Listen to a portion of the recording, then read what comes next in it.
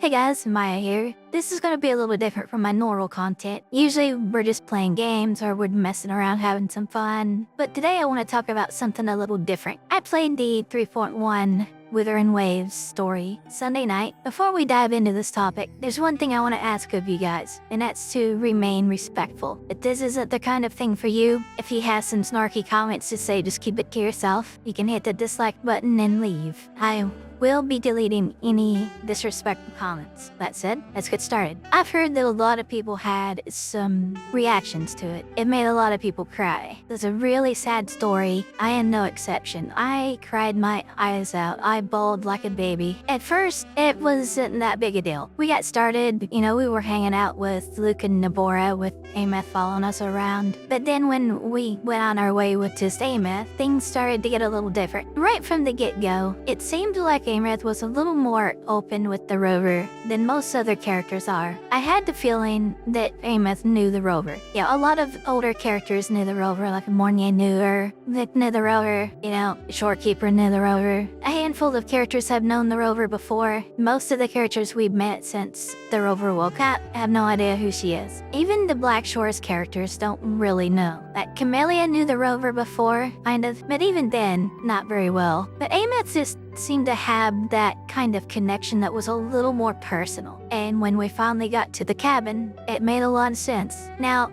before 3.1, characters have just been like the Gathering Wise trope, right? Or the rover goes around, saves whoever he or she feels like, that self-insert romantic interest kind of thing. Rover saved a lot of people. A few of them really stick out. In some cases, it was a pretty big hurdle for the rover. In other cases, it was a pretty big curveball for that person that the rover was helping. In Jinxi's case, in Jouet needed the rover's permission to go through with that. In Shorekeeper's case, the rover just refused to let Shorekeeper carry that entire burden and just disappear back into the Tethys system. And the rover probably should have let that happen, but the rover wouldn't let it happen. Fast forward to Renacida. Again, Corythia probably should have not been allowed to live in 2.2, but the rover being the rover, we gotta have that happy ending, right? Every character so far before 3.1 has had a pretty good ending, except for Lova. Lova is on the fract of the side. She's done some pretty crazy shit. I don't know if I was a little disappointed in the rover when the rover chose to go against Frolova at the end there. Frolova should not be forgiven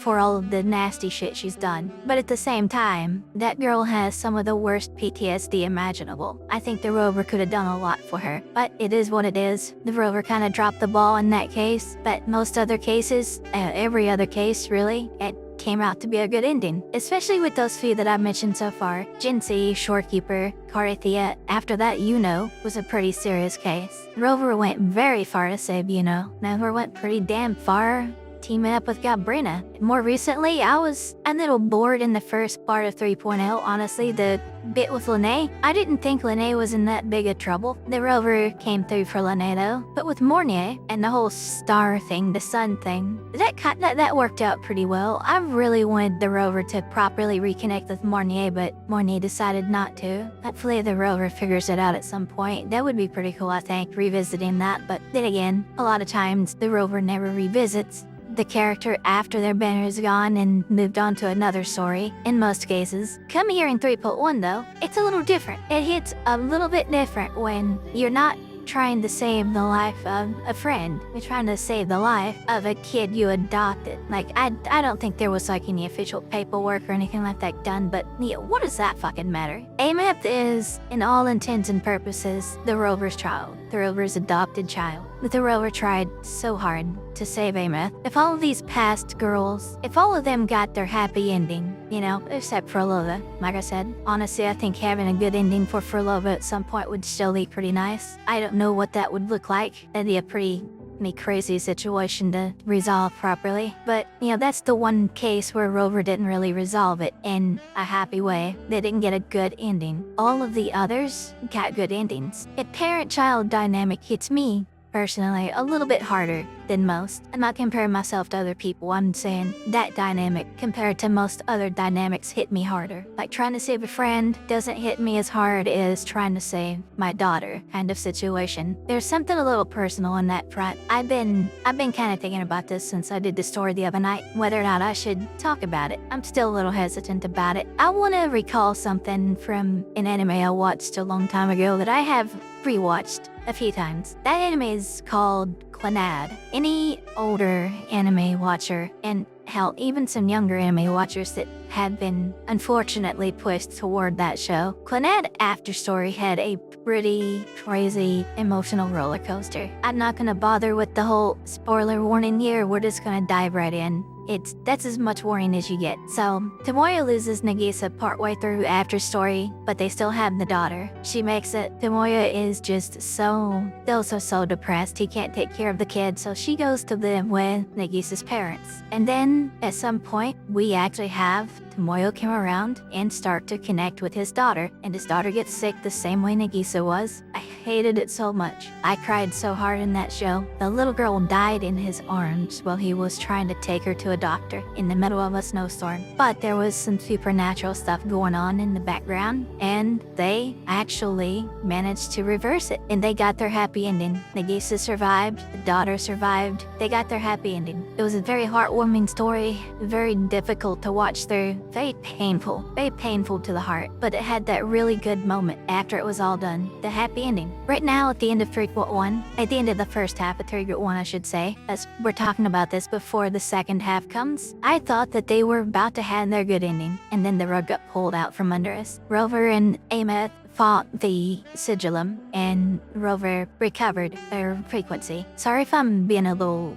stuttery with this. I'm not great with talking about this kind of thing, especially off the top of my head. This is completely unscripted. I mean, I've been thinking about it, but it's not scripted. I thought for sure they were about to have their happy ending. They came back, Aemeath got to sing, she got to reconnect, she got to meet some of her fans. I thought that was just such a beautiful moment. I was crying out of happiness, but something was bothering Rover. And I'll be damned, Rover was worried because she put together that something happened that they were missing. And Aemeath knew all along what she had to do to save Laharoy. And she did it, and she came back a shell, and it hurts so much. I am hoping that the second half gives us that good ending. I'm hoping that our boy Luke can help the Rover, can help Aemeath. This hits a little close to home to me. The Rover basically reconnected with the daughter that she forgot because of her memory wipe. Almost had the happy ending, and then it got pulled right out from under her, and now that daughter is just a shell of a person, if even that. I guess I've been putting it off long enough. The next part that I talk about is going to be about me personally, so if you don't care about that part, that's pretty much the end of me talking about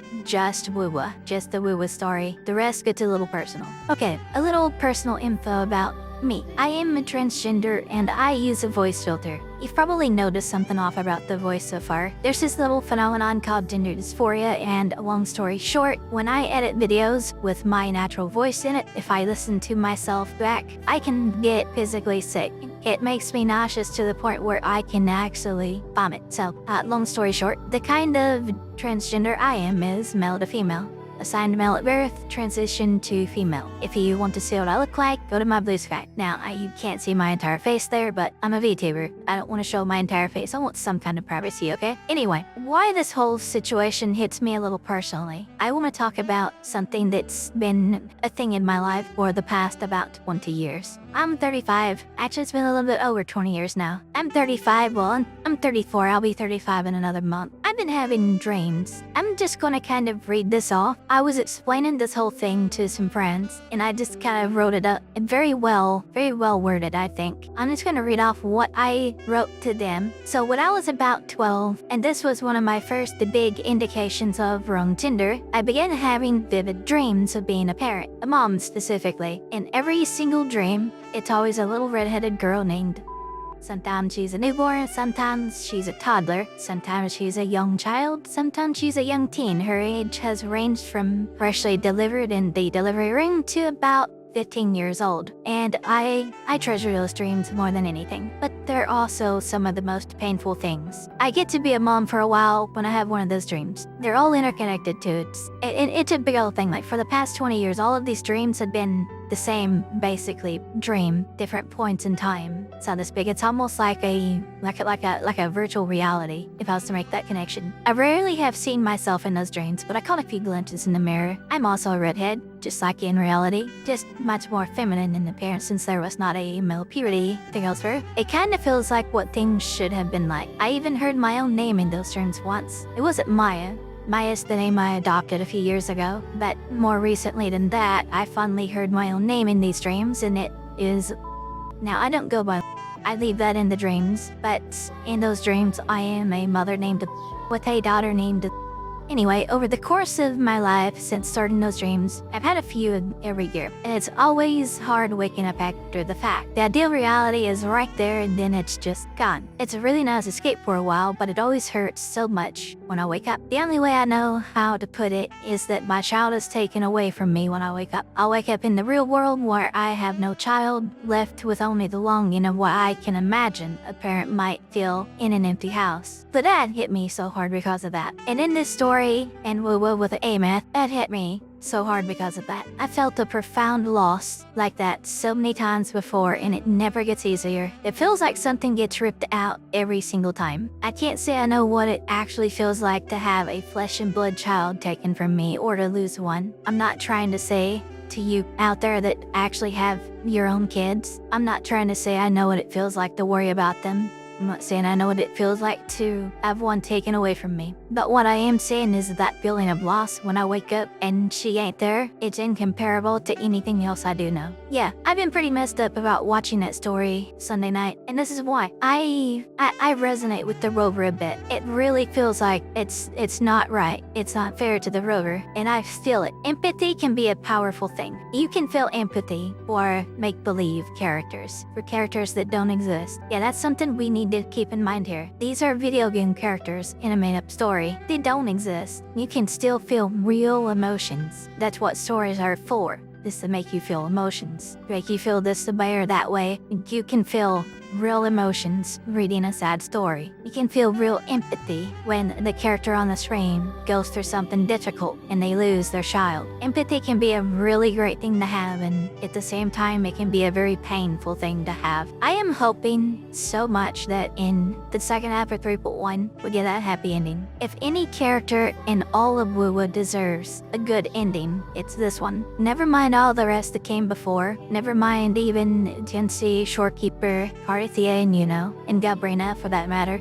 Never mind any of them that came before. If any single character that the rover has tried to save deserves that happy ending, deserves the rover to succeed and save them, Aemeath deserves a happy ending. I am hoping so much that we get that happy ending. Sometimes it's really hard when you feel empathy for somebody, whether they're a fake character or they're a real person. I've resonated with this story far more than any other story that came before it in this game, and in virtually any other game I've ever played. There's very rarely been this parent-child moment where it ended like this, and I just hope this ain't the end. Anyway, this got a little personal, and yeah, I think this is simultaneously the best and worst story I've ever seen in a video game. I don't ever rate things 10 out of 10 because I believe there's always somewhere to improve. This would be probably a 9.9 out of 10 for me until we lost Aemeath. And I think if we get that happy ending for Aemeath, it might be a 10 out of 10. Here's hoping. Looking forward to the second half. I just hope that she doesn't get forgotten by the wayside. Let's hope Aemeath gets her happy ending. Thanks for watching.